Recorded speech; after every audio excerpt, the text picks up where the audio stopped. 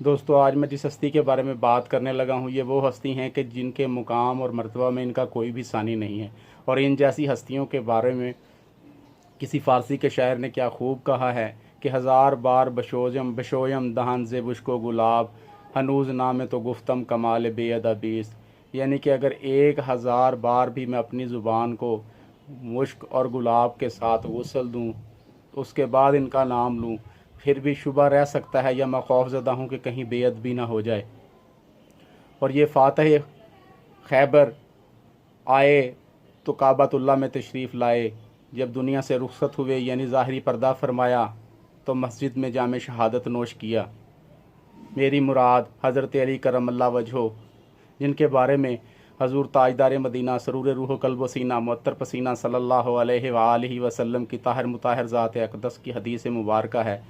انا مدینۃ العلم والی و بابہا، انا دار الحکمہ والی و بابہا، میں علم کا شہر ہوں علی اس کا دروازہ ہے، میں حکمت کا شہر ہوں علی اس کا دروازہ ہے۔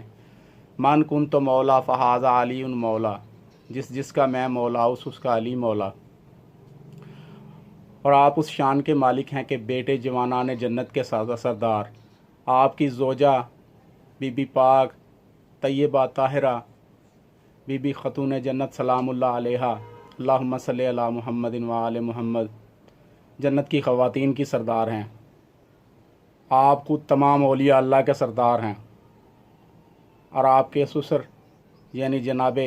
تاجدار مدینہ سرور روح و قلب و سینہ معطر پسینہ صلی اللہ علیہ وآلہ وسلم کی طاہر مطہر ذات اقدس تمام نبیوں کے سردار ہیں۔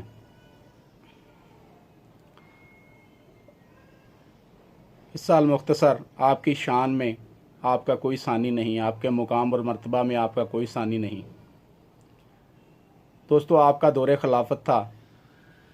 آج میں آپ کو آپ کا کیے ہوئے فیصلوں کے میں سے ایک فیصلے کے بارے میں بتاؤں گا۔ آپ کا دور خلافت تھا، دو شخص لڑتے ہوئے آپ کے پاس آئے اور کہنے لگے کہ اے امیر المومنین ہمارا فیصلہ فرما دیجئے۔ آپ نے ان سے معاملہ دریافت کیا تو ان میں سے ایک شخص بولا کہ اے امیر المومنین ہم کھانا کھانے کے لیے بیٹھے تھے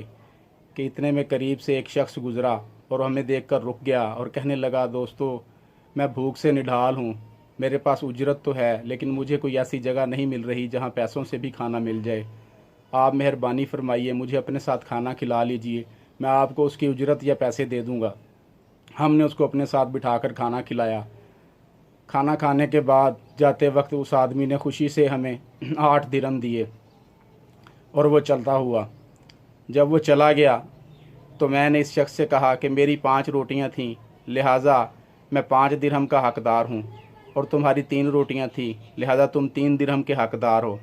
اس پر یہ شخص کہنے لگا کہ نہیں، یہ پیسے ہم میں نصف بٹیں گے، یعنی کہ 4 درہم کے حقدار تم ہو اور 4 درہم کا حقدار میں ہوں، ہمارا اسی بات پر جھگڑا ہے، آپ ہمارا فیصلہ فرما دیجئے۔